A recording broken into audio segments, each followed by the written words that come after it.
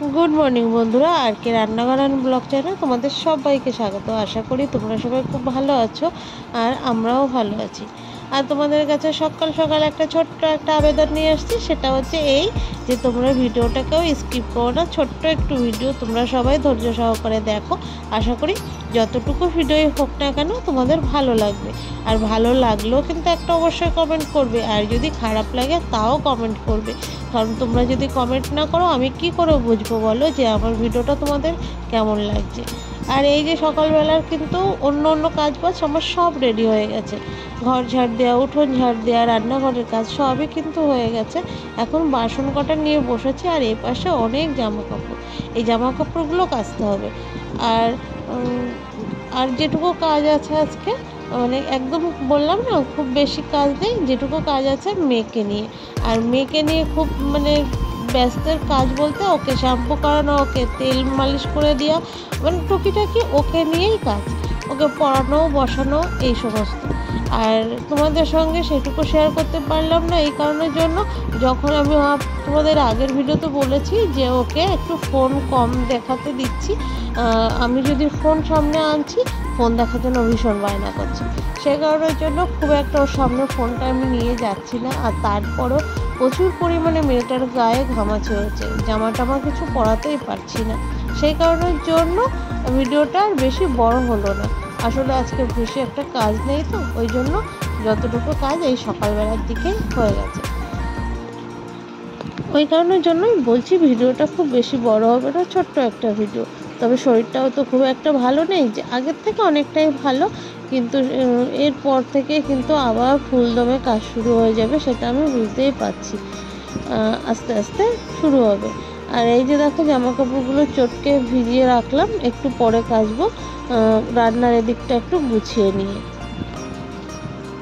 আর এই যে তোমাদের দাদাভাই মেলা থেকে নিয়ে এসেছিলো একটা, মানে আসার পথে ট্রেনের থেকে ঘাটফুল নিয়ে এসেছিলো, সেই ঘাটফুলগুলোই কাটতে বসেছি। কারণ আজকে রান্না হবে তো একদম সিম্পল, সেটা হচ্ছে ঘাটফুলটাকে আমি আজকে বাটবো, আর ঘরে একটু মাংস ছিল সেই মাংসটাকে রান্না করবো। এই হচ্ছে আজকের ভিডিওটা। তোমরা সবাই একটা কমেন্ট করে জানিও, বারবার বলছি। আর লাইক কমেন্ট শেয়ার আর একটা সাবস্ক্রাইব। চলো বন্ধুরা দেখতে লাগো।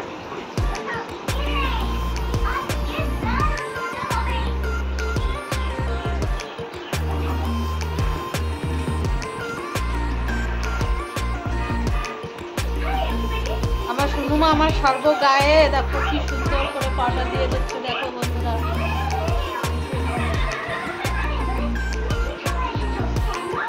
এবছর এত মানে ঘামাচি প্রথম দিকে হয়েছিল না, আর এবার এত ঘামাচি হয়েছে লাস্টের দিকে এসে, বিশাল। ঠান্ডাটাও যেমন ছাড়ছে না, হয়ে গেছে সব।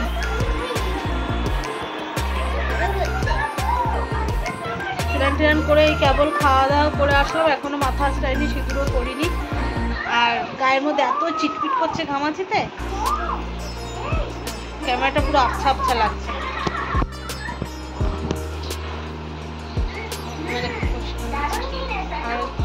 অত উঁচু করে ঢালে নামারটাও পুরো একদম সাদা ভূত। ওখানে না, ওখানে না, পিঠে দাও একটু, পিঠে গলার হাতে। না না না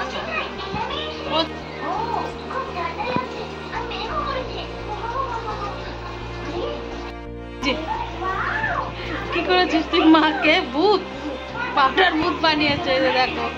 হ্যাঁ, আমি বলছি তুই একটু লাগা, তোরা তো সারা মুখে ঘামাচ্ছি হয়েছে, লাগাবে না।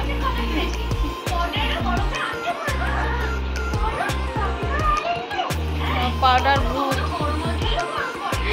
এইভাবে আমি সামনে গেলে তো এমনিই ভয় পাবে। এখন একটু টিভি চালিয়েছি, আমি একটু সিনেমা দেখবো, আমাকে দেখতে দেবে, কার্টুন দেখবি।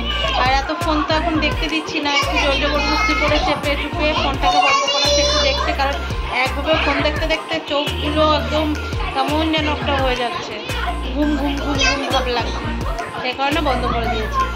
তো চলো বন্ধুরা এখন একটু শুয়ে থাকি, সন্ধ্যাবেলায় দেখা যাক কি করা যায়, এখনো কিছু বলতে পারবো না। চলো।